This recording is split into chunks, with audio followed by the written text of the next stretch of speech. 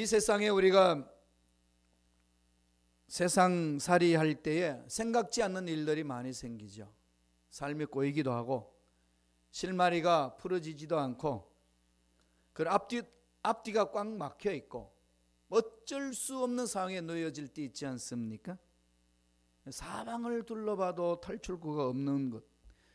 그럴 때 여러분 속이 어떤가요? 정말 새까맣게 타들어가죠. 이럴 때마다 우리 마음에 외쳐지는 우리 민족이 쓰는 속담이 있죠. 그게 뭘까요? 하늘이 무너져도 솟아날 구멍이 있다. 참 우리 민족이 슬기롭게 말을 정말 잘 만들었어요. 지금 이 세상을 보면 우리 민족도 그렇고 미국 땅도 그렇고 좀 답답합니다. 정말 어떻게 해야 될지 모를 그런 상황이 놓여 있을 때 있지 않겠습니까? 아니 지금 있고 이럴 때마다 마음판에 새겨지는 것은 하늘이 무너져도 솟아날 구멍이 있다. 그 말은 무슨 말이죠? 아무리 절망 같은 상황이 있다는 할지라도 뚫고 나갈 수 있는 길이 있다는 겁니다. 오늘 본문이 그런 상황을 잘 우리에게 묘사해 주고 있습니다. 설명합니다. 솔몬 왕이 죽은 이후에 나라가 두 쪽으로 나눠집니다. 남북으로 나눠집니다. 대체적으로 북쪽의 왕들이 악했습니다. 약 60년간 분단된 북왕국 이스라엘을 보면은 7번이나 정권이 바뀌었습니다. 그만큼 힘들었다는 거죠. 그런 비극이 많았습니다. 그런 중에서 가장 이스라엘 나라 중에 남북을 통틀어서 가장 악한 왕이 있었습니다. 그 왕의 이름이 누군지 아시죠? 그 유명한 왕 아합이었습니다. 그리고 그 아합 왕의 부인 왕비 더 악했습니다. 그래서요 이스라엘의 역사상 최고의 악녀다 그렇게 합니다. 그 사람이 누구죠? 이세벨. 시돈의 공주였습니다. 시집 올 때 그 시돈에서 섬기는 바알 신을 가지고 들어왔어요. 아세라 신, 바알 신을 가지고 와서 그 왕궁에서 850명의 거짓 선지자들이 야훼 신앙이 있는 그 나라에 뿌리를 내리고 있었습니다.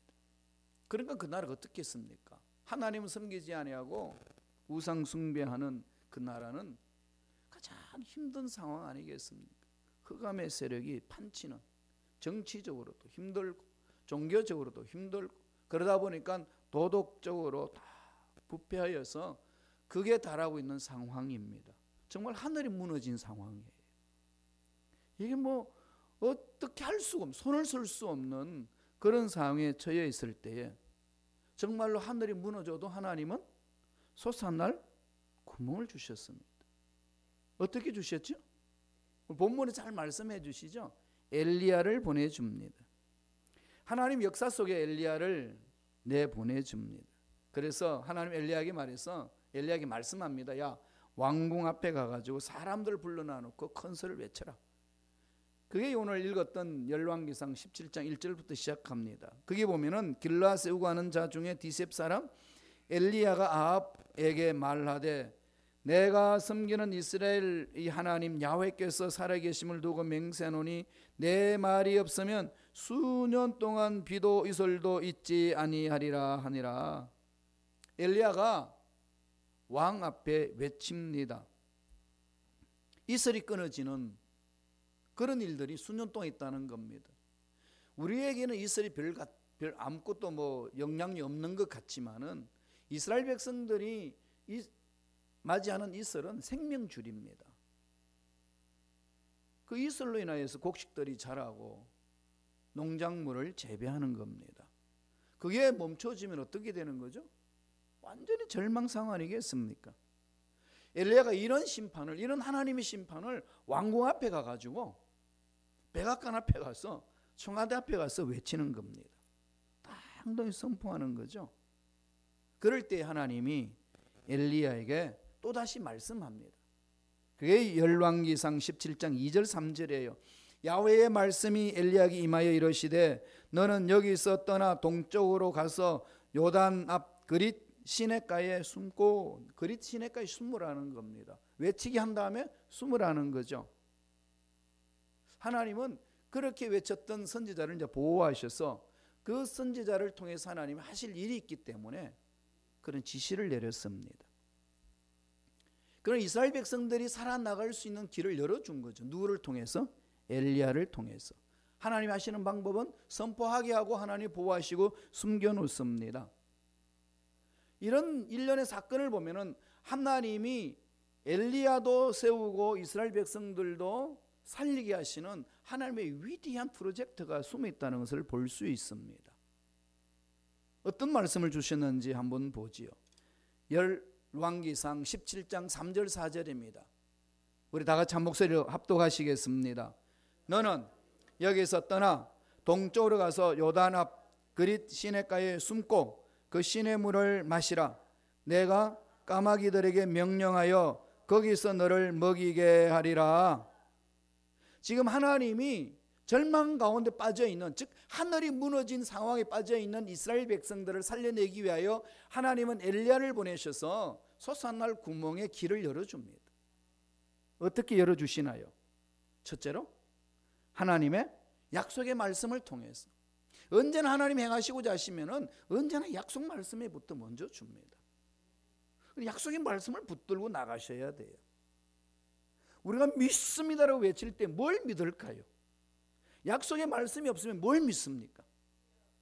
정말로 주어예요. 뭘 믿는다는 거예요? 하나님 아버지 약속의 말씀을 믿지 아니하면 뭘 믿는다는 겁니까? 자기를 믿는다는 거예요. 상황을 믿습니다.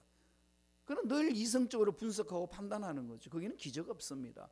하나님이 행하시는 기적에는요, 하나님이 하시고자 하시는 약속의 메시지가 있어요. 약속의 말씀이 있습니다. 그 약속의 말씀을 붙들으셔야 돼요.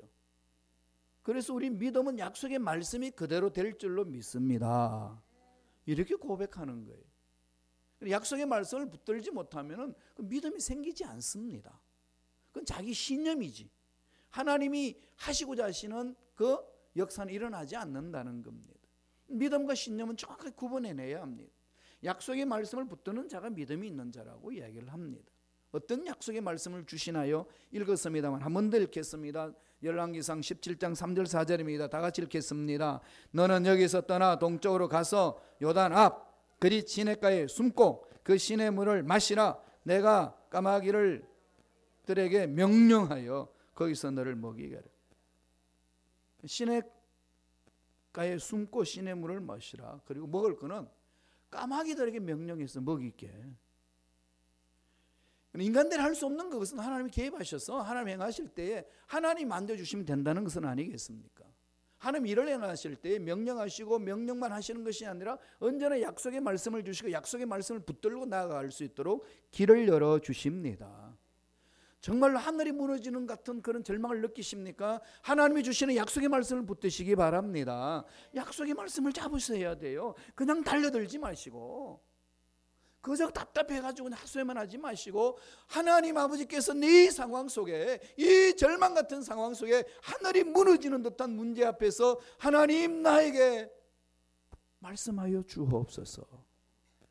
그 주신 말씀을 붙들어야 됩니다. 17장 5절에 보면은 엘리야가 어떻게 하죠? 그가 야훼의 말씀과 같이 하여 곧 가서 요단 앞 그릿 시냇가에 머물매. 그대로 순종합니다. 곧 가서. 하나님 앞에 쓰임받는 일꾼들은요, 말씀이 떨어지면은 그것을 듣고선 순종해 나갑니다. 내 인간의 이성으로 그것을 재단하지 않습니다. 말씀을 들으면 순종하는 것. 오늘 저와 여러분들이 신앙생활이 연약한 건 뭐가 있을까요? 듣기는 하는데 순종을 안 합니다.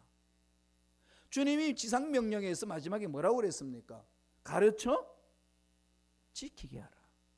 가르치는 것으로 끝나는 것이 아니라 가르쳐 지키게 하라. 과거에는 사탄들이 하나님 말씀 듣지 못하도록 예수 믿기만 하면은 다 감옥에 집어넣고 순교하도록 만들었지만 지금은 하나님 말씀을 잘 듣기는 듣되 그렇게 살지 마라. 이게 마귀들이 장난치는 거 아니겠습니까? 현대 그리스도인들은 듣기는 하는데 순종을 잘 안 합니다. 그럼 말씀은 듣는데 순종하지 않으면 그 삶엔 능력 없습니다. 순종이 있는 거죠. 오늘 엘리야는 어떻게 하죠? 순종합니다. 하나님이 지시하는 대로 갑니다. 그리고 6절에 어떤 일이 있었나요? 열왕기상 17장 6절에 보면은 한번 읽어보실까요? 어떤 일이 있는지 다 같이 읽겠습니다. 까마귀들이 아침에도 떡과 고기를, 저녁에도 떡과 고기를 가져왔고 그가 마실 시냇물을 마셨으나, 주님이 먹이시는 거죠.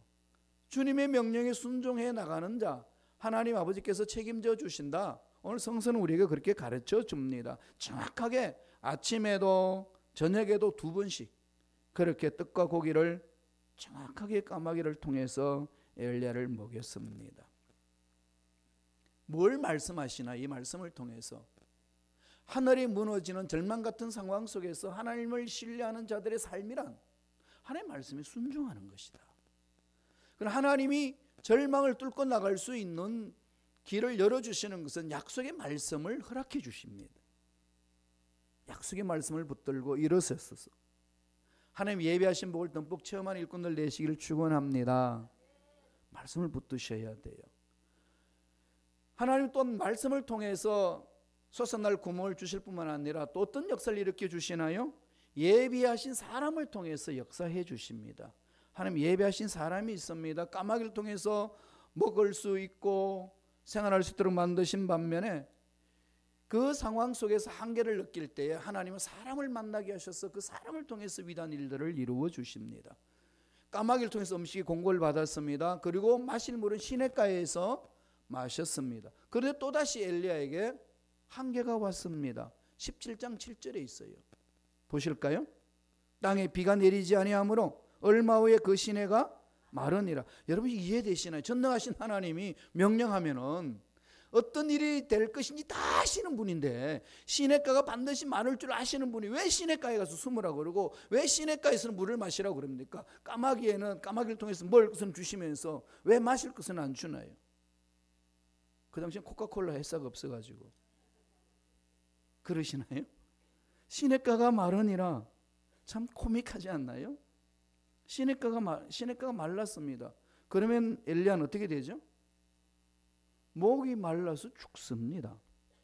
그런데 왜 거기 가서 마시라고 그랬을까요? 그럴 때 하나님 앞에 하소연할 게 많이 있지 않겠습니까? 분명히 스스로 간 거 아닙니다. 하나님의 약속의 말씀을 붙들고 갔습니다. 갔는데 왜 물이 없어졌나요? 하나님 무슨 의도가 있죠? 사람을 통해서 하나님이 하시고자 하시는 일들을 계획하신 겁니다. 하나님께서 엘리야가 말씀 순종한 것을 보고 시냇가에 말라서 더 이상 엘리야가 스스로 할 수 없을 때에 하나님은 또다시 찾아오셔서 말씀을 해줍니다. 사람을 만나게 해요. 열왕기상 17장 8절 9절입니다. 다 같이 읽어보실래요? 한 목소리 읽습니다. 야훼의 말씀이 엘리야에게 임하여 이르시되 너는 일어나 시돈에 속한 사르밧으로 가서 거기 머물라. 내가 그곳 가부에게 명령하여 내게 음식을 주게 하였느니라. 할렐루야.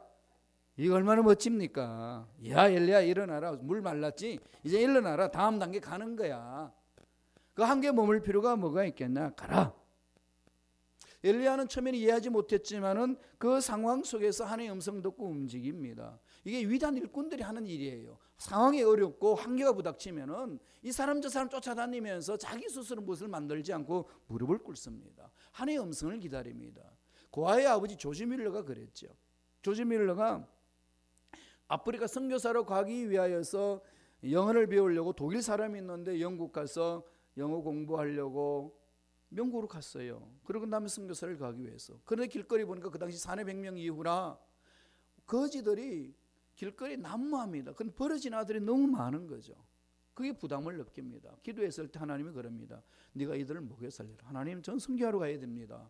네가 이걸 먹여 살려. 돈 없습니다. 내가 채워줄게. 나는 고아의 아버지다. 그 명령을 듣고 했습니다. 그 당시요 류일러가 기적을 체험한 것을 보면은 2,000명에서 4,000명이나 되는 고아 들을 먹였다고 그럽니다. 그분 사업가 아닙니다. 정말로 힐렐단신 영국 가가지고 하나님의 음성 듣고 그 일을 합니다. 그러면서 이 조지 밀러가 일기장에 기록해 놓은 게 있습니다. 나는 한 번도 사람들에게 도와주시오 부탁에는 구걸하지 않았다는 겁니다. 그리고 조지 밀러 인생 표현은 이렇게 했습니다. 결코 하나님보다 앞서지 말자. 결코 성령보다 앞서지 말자. 결코 기도보다 앞서지 말자. 늘 하나님께 물어보면서 나아간 거죠. 하나님의 음성을 듣고 나아갔더니 하나님 이루어주신다는 겁니다. 엘리야가 그랬어요. 명령을 듣고 시냇가에 갔습니다. 거기서 물을 마시니까 까마귀들이 먹을 것을 먹이게 합니다. 먹여줬습니다. 그런데 시냇물이 말랐어요. 하나님 어떻게 합니까? 하나님이 말씀합니다. 가라. 내가 너를 위하여 준비한 사람이 있다. 그 사람을 만나라. 그런데요, 하나님이 그 명령했을 때에 한편은 하나님이 왜 이러지요? 라고 했는 반면에 엘리야는 엄청난 이 하나님의 메시지를 듣습니다. 가면은 사르밧으로 가면은 과부가 있는데 그 과부가 너를 공개할 거다. 이 말을 들었을 때 엘리야의 생각은 어땠을까요? 백만장자 과부가 있나 보다. 왜 먹이 준다고 그랬으니까. 기대하지 않겠어요? 전능하신 하나님이 그 과부를 예배해놨는데 그 과부가 어떤 과부냐? 엘리야의 생각이에요. 성경책에는 없어요. 제가 이 말씀을 읽으면서 엘리야가 어떤 마음을 품었을까를 묵상해 봤습니다. 만약 하나님이 나한테 어려운 상황 속에서 야, 그 사람 찾아가라. 그 사람들을 먹일 것이다. 그러면은 그 사람은 나를 위하여 공개하시는 분이니까 이게 돈이 엄청나게 많으신 분인가 보다. 분명히 그렇게 생각을 할 수 있겠구나 생각이 들었습니다. 엘리야도 그렇지 않겠습니까? 하나님께서 준비해 주신 가부라는 것은 백만장자 가부라는 거죠. 그 순간 듣는 순간 엘리야는 뭐겠습니까? 까마귀도 필요 없고 시냇가 물도 필요 없고 이젠 살았구나. 역시 하나님 살아계신다니까. 이런 외침 속에서 갔어요. 그리고 만납니다. 그 과부가 어떤 상황이 있나요? 열왕기상 17장 10절에 한번 읽어볼까요? 다 같이 읽겠습니다. 그가 일어나 사르밧으로 가서 성문에 이를 때에 한 과부가 그곳에서 나뭇가지를 줍는지라. 이에 불러 이르되 청하건대 그릇에 물을 조금 가져다가 내게 마시게 하라. 되게 지금 엘리야가 조심스럽죠. 이 과부가 하나님 명령하신 과부인지 아닌지 살펴봅니다. 주도 면밀하게 살펴보죠. 그런데 뭔가가 느낌이 달라요. 그 하나님이 예배하신 과부 같습니다. 그런데 뭔가 불안합니다. 나를 공개할 사람인데 이 산속에 와서 나뭇가지를 줍는다. 이게 뭐지? 이게 지금 심상치가 않습니다. 이젠 시냇가에 숨어가지고 시냇물 마시면서 까마귀가 먹여주는 것을 먹고 살아서 그런 대로 생명을 연명했는데 이제는 하나님이 좋은 길을 열어주시나 보다고 했는데 이 과부를 보는 순간에 뭔가가 달라지는 거죠. 그래서 담대하게 그 과부에게 하나님이 주신 마음을 선포합니다. 17장 11절에요. 그가 가지러 갈 때에 엘리야가 그를 불러 이르되 청하건대 내 손에 떡 한 조각을 내게 가져오라. 툭 던지는 거죠. 물뿐만 아니라 떡도 좀 줬으면 좋겠습니다. 만약에 자기를 공개할 백만장자라면 그까짓 그게 뭐 어렵겠습니까? 하나님이 예배해 놓으신 공개하는 사람인데 그가 뭐가 어렵겠습니까? 당연히 그렇게 한번 던질 수 있지 않겠습니까? 그런데 이게 웬일입니까? 그렇게 말하는 그렇게 말하는 엘리야에게 과부가 이렇게 말을 합니다. 열왕기상 17장 12절에요. 다 같이 한 목소리로 천천히 그 과부가 예절하게 외치는 소리를 듣겠습니다. 다 같이 읽어봅니다. 그가 이르되 당신 하나님 야훼께서 살아계심을 두고 맹세하노니 나는 떡이 없고 다만 통에 가루 한 움큼과 병에 기름 조금뿐이라 내가 나뭇가지 둘을 주어다가 나와 내 아들을 위하여 음식을 만들고 먹고 그 후에는 죽으리라. 이게 웬일입니까? 전능하신 하나님이 명령해서 갔더니 까마귀를 통해서 사는가 싶었는데 물이 말라서 예비하신 사람이 있다고 해서 찾아가 봤더니 백만장자는커녕 떡 하나 없고 통에 가루 한 줌과 병에 기름 조금뿐인데 그것도 오늘 만들어가지고 아들하고 실컷 먹고 죽겠다는 겁니다. 이런 집에 하나님이 엘리야를 보냈습니다. 엘리야가 기가 막히지 않겠습니까? 얼마나 충격이겠습니까? 하나님, 이럴 수가 있습니까? 하나님 전능하신 분이신데 내가 마음대로 움직이겠습니까? 하나님이 말씀하셨어. 하나님 꿈을 주셨어. 꿈을 따라 말씀을 따라 갔는데 이런 일이 일어나면 하나님 도대체 무엇을 하시고자 하십니까? 이렇게 외쳐지는 것이 사람 마음 아닐까요? 과부가 먹어 살릴 수 있을 것이다 하신 말씀을 듣고 갔는데 과부는 전 재산에 통에 있는 가루와 한 움큼과 병에 기름 조금밖에 없습니다. 절망 가운데 절망입니다. 여러분, 엘리야의 충격 소리가 안 들려지나요? 이 말씀을 묵상해 보니까 엘리야가 받는 충격이 어땠을까? 우리 주의 종들이 그런 걸 체험을 많이 하거든요. 명령을 듣고 갔는데 깜깜합니다. 전능하신 하나님 말씀하셨는데 왜 이런 일이 나에게 있습니까? 왜 이런 환경이 나한테 펼쳐집니까? 도대체 전능하신 하나님 어디에 계십니까? 이런 하소연이 외쳐지지 않을 수가 없다는 겁니다. 이럴 때 어떻게 해야 될까요? 하나님은 지금 무엇을 지금 엘리야에게 말씀하시기 위하여 또는 우리에게 무엇을 말씀하시기 위해서 이런 상황 속에 던지실까요? 하나님 하실 일이 있지 않겠습니까? 그러니까 우리들이 해야 될 일은 뭐겠습니까? 물어봐야 됩니다. 여러분, 우리 민족의 어려운 상황들, 이 미국 땅의 어려운 상황들, 이런 상황 속에 던져진 우리의 삶의 현 주소에서 이제는 망했구나, 이걸로 끝내는 것이 아니라 전능하신 하나님 믿는 백성이라면 하나님 앞에 와서 어떻게 해야 될까요? 물어보셔야죠. 물어보셔야죠. 물어야 됩니다. 하나님, 이런 상황을 맛보게 하신 하나님 뜻이 어디 있습니까? 무엇입니까? 제게 무엇을 가르쳐 주시기 위하여서 이런 상황을 제가 경험하게 하십니까? 이게 정말 백만불의 물음이에요. 이 물음이 우리 신앙생활에 너무 중요합니다. 하나님은 전능하시고 모든 문제 답을 가지고 계시고 우주 만물을 창조하신 위대하신 하나님인데 그 하나님을 나의 아버지로 믿기는 우리 자녀들이 이런 절망 같은 하늘이 무너지는 상황을 만났을 때에 우리들이 해야 될 일이 어디에 있을까요? 물어봐야 됩니다. 하나님은 왜 엘리야를 통해서 사르밧 과부를 만나게 하셨을까요?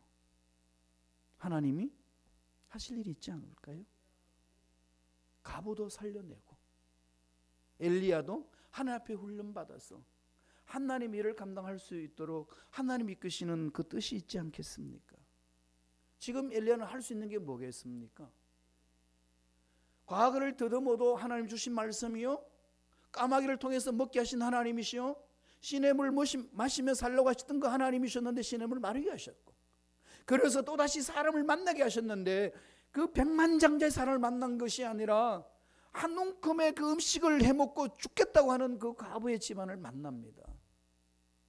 그리고 하나님 명령하셨어요. 말씀하셨습니다. 약속해 주셨어요. 가라. 그러면 그 여인이 그 집안에서 너를 먹여 살릴 것이다. 앞뒤가 하나도 안 맞잖아요. 이러면 우리 대체적으로 내가 잘못 들었나? 그럼 나는 지금 어떻게 해야 된단 말인가? 그런 거겠죠. 하나님께 물어봐야 됩니다. 엘리야는 뭐 하겠습니까? 하나님의 전능하심을 체험한 엘리야는 매달리는 거죠. 누구에게? 하나님께. 백만장자를 만났으면 매달렸을까요? 아닙니다. 정말로 우리가 전능하신 하나님을 만날 때가 언제일까요? 하늘이 무너지는 그때 아니겠습니까? 하늘이 무너지는 단 절망 같은 상황을 처했을 때에 그때의 하나님의 그 능력을 체험하는 것 아니겠습니까? 말씀을 통해서 우리가 그런 걸 맛보게 하시고 사람을 통해서 그런 은혜를 체험하도록 만드는 것 아니겠습니까? 그 사람이 어떤 사람이냐, 어떤 상황이 있느냐, 그게 하나님의 전능하신 하나님의 손 안에서 뭐가 문제가 될까요? 우리에게는 어떤 사람이냐 중요할는지 모르지만, 어떤 능력이 있느냐 중요할는지 모르지만, 하나님의 손에는 그게 문제가 안 됩니다. 뭐가 문제가 되나요? 전능하신 하나님 얼마나 신뢰하느냐. 대체적으로 많은 사람들이 기도원을 찾을 때 보면, 기도원 찾는 사람들 언제 기도원 찾죠? 하늘이 무너지면은요, 집에서 잠 못 잡니다. 잠이 오나요? 보금자리가 흔들려 버리는데 어떻게 침대에서 편히 잘 수 있나요? 누가 가라고 말하든 말하지 않든 상관하지 않고 보따리 사들고 하늘빛 매달리지 않습니까? 그렇다면은 우리가 지금 이민 생활하는 저와 여러분 삶 속에 일어나는 모든 상황 속에서, 우리가 처해 있는 이 상황 속에서, 이 삶의 자리에서 전능하신 하나님을 믿는 우리들이 무엇을 해야 할까요? 우리 민족을 위해서 우리가 무엇을 해야 되고, 이 미국 땅이 마음껏 신앙생활을 할 수 없도록 만들어져가는 이 미국 땅에서 우리가 무엇을 해야 될까요?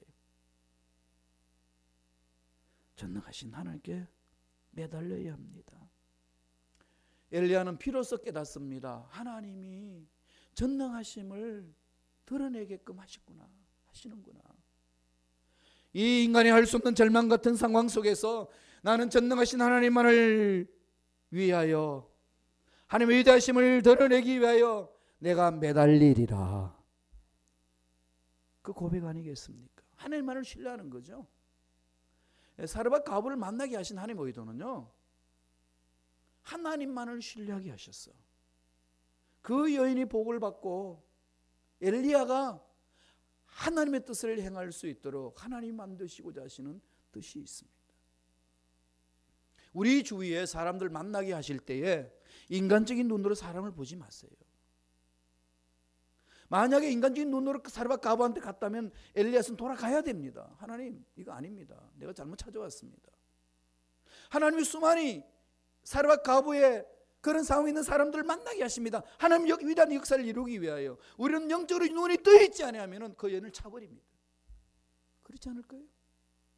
오늘 현대교회가 왜 힘이 없습니까? 왜 그리스도인들이 힘이 없습니까? 말씀에 순종하지 아니하고 내 생각, 내 판단으로 사르밧 가부를 차버리니까 그 속에는 기적이 없습니다. 여기 문제가 있다는 겁니다. 오늘 말씀을 통해서 하나님이 우리에게 던지시는 메시지입니다. 하늘이 무너져도 솟아날 구멍이 있는데 그 솟아날 수 있도록 하는 방법은요, 사람을 통해서 해주십니다. 하나님의 음성에 귀를 기울이시기 바랍니다. 저와 여러분의 경험으로, 여러분의 판단으로 사람을 바라보고 재단하지 마시기를 바랍니다. 마지막 세 번째로, 하나님은 어떻게 솟아나게 하시나요? 기적을, 놀라운 기적을 통해서 해주십니다. 인간의 한계가 느껴질 때, 이제는 내 인생에 절망이 오나 라고 그 상황이 내 앞을 기다릴 때, 비로소 그때 하나님은 역사하십니다. 눈에 보이는 환경 바라보지 말고 보이지 않는 하나님의 능력을 보라는 겁니다. 여러분, 대한민국 지금 상황 봤을 때에 어떻게 느끼십니까? 배반당한 것 같기도 하고, 안이 잘 되는 것 같기도 하고, 짜증나기도 하고, 복합적이죠. 사람들마다 생각이 다 다르기 때문에 그러실 거예요. 이럴 때에 하나님 믿는 자녀들은 어떻게 대해야 될까요? 하나님이 던지는 메시지입니다. 환경 바라보지 말고 하나님의 능력을 보라는 겁니다. 어떤 환경에 처해든지, 어떤 문제를 만나든지, 이 이민 생활에 어떤 문제가 나의 앞을 가로막는다 할지라도 전능하심을 나의 아버지, 전능하신 하나님을 나의 아버지로 믿는 저와 여러분의 삶은 그 전능하신 하나님 앞에 나와서 무릎을 꿇고 매달리는 겁니다. 하나님 행하시옵소서. 우리가 잘 되고요, 우리가 앞길이 열려지고 모든 것들이 행사 모든 것이 만통하다면은 어떤 생각을 갖지요? 주여, 여기가 좋사오니 이대로 있게 하소서. 베드로가 그러잖아요. 변화산에서 봤을 때 이 만사 형통에 대한 것들을 체험하면은요, 만사 형통에 느끼니까 그 자리가 좋습니다. 변모산에서 막 천국을 맛본 베드로는 주여 여기가 좋사오니 천막지고 여기서 살게 하소서. 이게 연약한 인간의 모습 아니겠습니까? 그러나 보금자리를 흔들어버리고 시냇물이 말라버리고 공개할 수 없는 가부 상황을 만나게 될 때에 가질 수 있는, 우리가 선택할 수 있는 건 딱 한 가지밖에 없습니다. 전능하신 하나님 바라보는 겁니다. 세상이 고칠 수 없다는 병을 안고 있을 때에, 도대체 내 힘으로 풀어나갈 수 없는 상황에 놓여 있을 때에 나는 절망이구나, 그걸 느껴지는 순간에 하늘이 무너졌구나라고 느끼는 그 순간에 우리들은 솟아날 구멍을 찾는데 전능하신 하나님이십니다. 매달리십시오. 시간 탓하지 마시고 연약한 육체 탓하지 마시고 하나님께 매달리시기 바랍니다. 그래야 기적을 맛볼 수 있습니다. 하나님은요, 아무것도 우리가 할 수 없을 때 그냥 죽게 내버려 두지 않습니다. 숨통이 막힐 때 숨통을 열어주시고 길을 열어주십니다. 한 길이 막히면 다른 길을 열어주십니다. 하나님이 행하시는 일이에요. 말씀을 볼까요? 하나님 길을 열어주십니다. 열왕기상 17장 13절입니다. 하나님이 엘리야에게 감동을 주는 거죠. 그래서 엘리야가 말을 합니다. 다 같이 읽겠습니다. 엘리야가 그에게 이르되 두려워하지 말고 가서 내 말대로 하려니와 먼저 그것으로 나를 위하여 작은 떡 한 개를 만들어 내게로 가져오고 그 후에 너와 내 아들을 위하여 만들라. 위대한 선포죠. 전 처음에 이 말씀을 이해하기 힘들었습니다. 제가 여러분에게 먹기도 살기 힘든 우리 가정신방 가가지고 야 나부터 먼저 먹여라. 그럼 신방 받는 사람은 어떻게 하겠어요 여러분? 진짜 목사 맞아? 나도 지금 굶어 죽겠는데 뭐야 지 배나 채우려고 그러고. 이게 순종한다는 게 쉬울 것 같습니까 여러분? 갑부한테야 뭐 장로님 밥 한 끼 사세요. 얼마나 쉬워요. 사업 쫄딱 나오고 지금 그냥 빚이 산더미같이 쌓여있고 하루하루 지금 맥도날드 가서 먹을 것도 사지 못하는 상황 속에 나 먼저 먹게 하세요. 속 뒤집어 놓는 거죠. 엘리야는 하나님을 신뢰하는 겁니다. 하나님 명령에 순종해서 하나님의 말씀을 선포하는 거죠. 이게 종입니다. 우리는 여기에 집중해야 되는 것 아니겠습니까? 먹을 게 없어서 남은 거라도 먹고 죽겠다는 여인에게 자기부터 먼저 먹을 수 있도록 떡을 만들라는 것. 하나님을 찾으라는 거죠. 하나님의 전능하심을 붙들라는 겁니다. 먹고 사는 문제가 하나님 손에 달려있는 것이지, 네가 지금 있고 먹고 잘 데가 없는 그 상황에 처했던 어려움을 지금 매여 있는 그것만 빠져 있지 말라는 겁니다. 하나님께 돌이키라는 겁니다. 열왕기상 17장 14절 보지요. 하나님이 엘리야를 통해서 이렇게 선포해 주십니다. 다 같이 읽습니다. 이스라엘의 하나님 야훼의 말씀이 나 야훼가 비를 지면에 내리는 날까지 그 통에 가루가 떨어지지 아니하고 그 병에 기름이 없어지지 아니하리라 하셨느니라.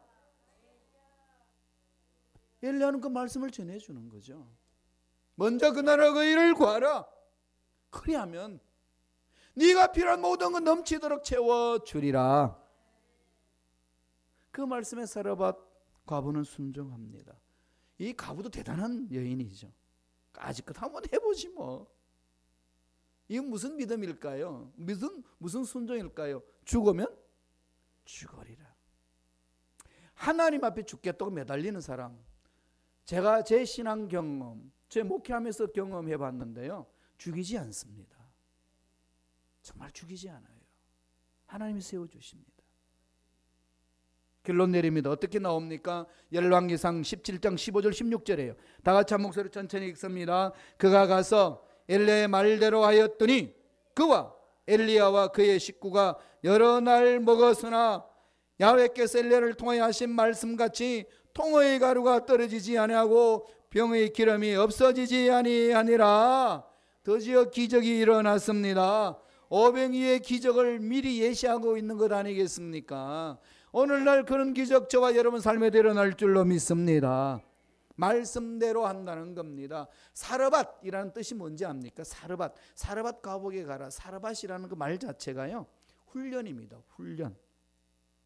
하나님 영적 훈련하기 위해서 이런 상을 던져줍니다. 우리는 그 하나님의 음성을 듣고 잘 훈련 받으셔야 돼요. 그렇게 기대하십시오. 하나님 버리지 않습니다. 이 은혜가 넘쳐나길 축원합니다.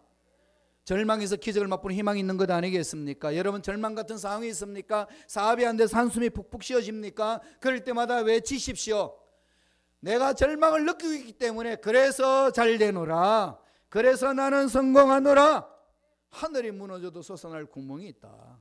하나님의 능력 안에 있는 자, 하나님은 그 길을 열어주십니다.